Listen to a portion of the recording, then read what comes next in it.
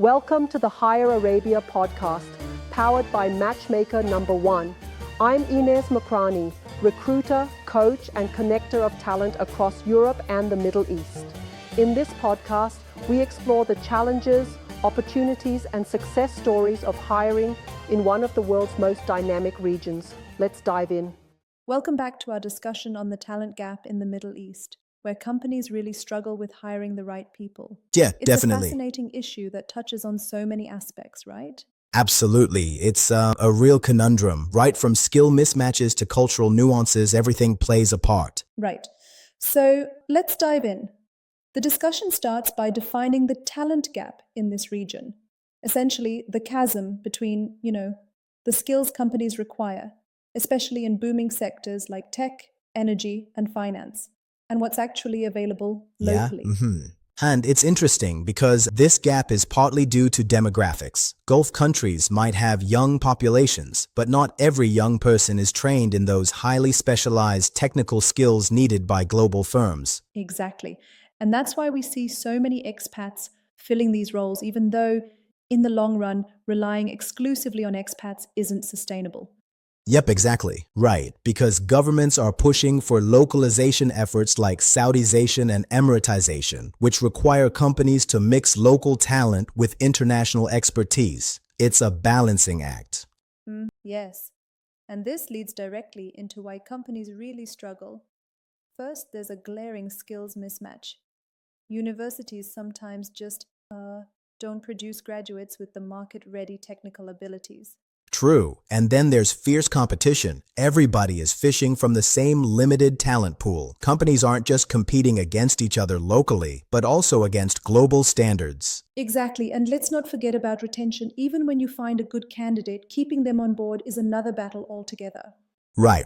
I completely agree. And one more interesting point is about expectations. Many companies approach recruitment with a Western mindset. They underestimate crucial cultural differences regarding job expectations, negotiation styles, and even candidate loyalty. Absolutely. It's like they expect quick hires, fast turnaround, like snapping your fingers, when in reality, candidate decision-making in these regions can be more relationship-focused That's than spot purely on. transactional. Here's a thought. Companies might insist on narrowly defined, specific skill sets, but sometimes potential and cultural fit would do wonders in bridging the gap. What do you think about that? I completely agree. It's a bit like expecting someone to have run a marathon before they've even learned to jog. Companies need to invest in training and upskilling rather than only hunting for perfectly seasoned candidates from the get-go. Absolutely. That's a perfect analogy. And then there's the reality of the market. I remember one story where a European tech company expected to fill 20 positions in Dubai in just 2 months. Instead, it took them 6 months. That's clearly an underestimation of the talent pool's limitations in areas like AI and data science. Yes, that's such a great example. And in another instance, an engineering firm in Saudi Arabia assumed high unemployment would mean an easy hire, but they found that the local candidates didn't have the specialized certifications required for international projects. Right, exactly. Now, some might argue that companies could simply lower their expectations, but that can be a bit risky, don't you think? It might compromise the quality of the work and the innovation they're aiming for. I'd say it's a valid concern. Relying on lower standards just because the market is small doesn't serve anyone in the long run.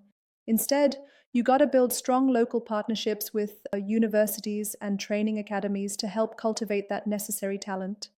Yeah, exactly. Yeah, and speaking of partnerships, the discussion also points out the need for companies to refurbish their recruitment processes. Being flexible on requirements and focusing on potential and cultural fit can make all the difference. Right. It's all about adapting. The idea is not just to hire, but to create an environment where local talent can flourish. Like nurturing a seedling into a strong tree, you need the right conditions and support. Definitely.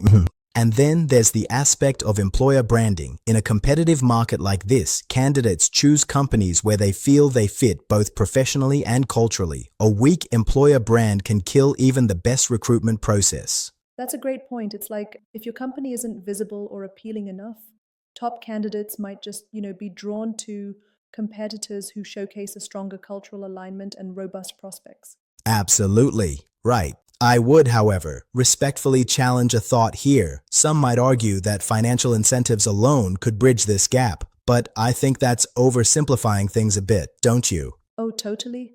While money is important, it's not the only factor at play. In many cases, candidates here value stability, long-term growth, and relationship-based work environments far more than just higher pay. Yeah, exactly. Yeah, so attracting talent isn't just a numbers game. It's about offering something holistic. With demand so fierce, companies must think of innovative recruiting strategies that go beyond monetary compensation. Right, and that circles back to sourcing talent by investing in education and training initiatives. It's a long-term play, but one that ultimately builds a more robust local Absolutely. workforce. True, but isn't that also a huge investment for companies? I mean, if you're expecting immediate returns, it might be hard to justify the costs of extensive training programs. That's a fair critique. However, what we're seeing is that the current market pressures force companies to think beyond short-term gains. Strategically investing now can actually prevent much bigger costs down the road when recruitment and retention struggles worsen. Right.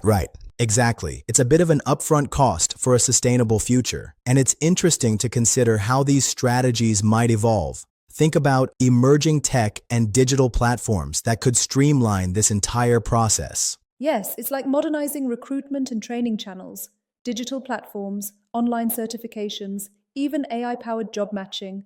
They all have potential to narrow that talent gap. Yeah, that sounds promising. But then again, the cultural element must always be front and center in this equation. No matter how high-tech the solution, if it fails to respect local values and work ethics, companies could still face challenges. Would you agree? Absolutely, and that's why the conversation emphasizes adapting recruitment processes to local cultural contexts. It's about understanding that talent isn't just in the technical skills, but also in the way people value work relationships, loyalty, and stability. Yeah, exactly. And I think it really shows the depth of the challenge, balancing a Western recruitment mindset with very different local cultural expectations. Not an easy task by any means. Definitely not. It requires companies to have a nuanced approach, being agile, flexible, and culturally sensitive, while still maintaining high standards for performance and innovation. Yeah, absolutely. At the end of the day, overcoming the talent gap in the Middle East is about vision and investment. Companies that make the effort to integrate training, partnerships, and tailored recruitment processes can bridge this chasm more effectively. Yes, it's that blend of strategic planning and cultural understanding, exactly. And, it's encouraging to see discussions like these pushing the conversation forward and offering actionable Right. insights. It really is. And if you consider it as a long-term investment in the broader economy, then the benefits extend far beyond just one company's balance sheet. It's like contributing to the overall growth of a region. Spot on. Essentially, by closing the talent gap, companies not only secure a competitive edge, but also foster local development, which in turn builds a more resilient economy. Definitely, absolutely. So true. And that really wraps around to why effective employer branding is key. In such a competitive environment, a strong, visible brand that resonates with local talent can truly set a company apart. Exactly. And this conversation really drives home the need for companies to think globally but act locally, prioritizing sustainability and cultural fit in their recruitment strategy. Yes, indeed. In summary, it's all about balance, aligning high standards with local realities, investing in people for the long haul, and ensuring that the value proposition resonates culturally. That's the pathway to truly closing the talent gap in the Middle East. Thank you for tuning in to the Higher Arabia podcast, brought to you by Matchmaker Number One. If you enjoyed today's episode, subscribe, share, and leave us a review. It helps us connect even more talent with opportunity.